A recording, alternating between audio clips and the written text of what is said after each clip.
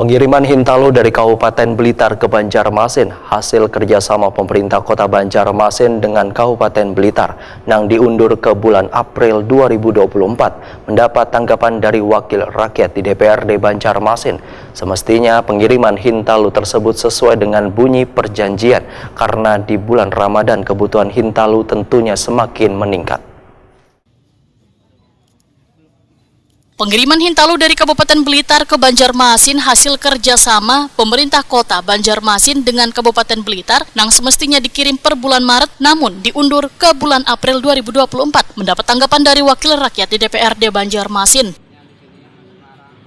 Ketua Komisi 2 DPRD Banjarmasin Awan Subarkah lawan Prima TV Jelang tengah hari Kamis 21 Maret 2024 menyatakan semestinya pengiriman Hintalu tersebut sesuai dengan bunyi perjanjian karena di bulan Ramadan kebutuhan Hintalu tentunya semakin meningkat.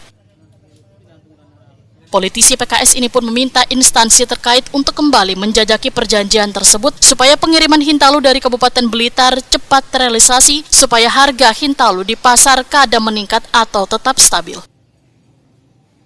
Awan Subarkah menyarankan pembelian Hintalu kada dilakukan di satu daerah atau di Kabupaten Blitar, tapi bisa pula bekerja sama dengan daerah lain yang juga menjadi penghasil Hintalu, sehingga bisa memenuhi ketersediaan Hintalu di pasaran.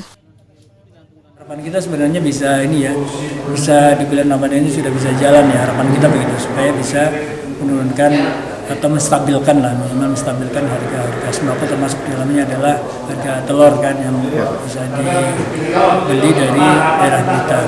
Nah, harapan kita sepertinya begitu.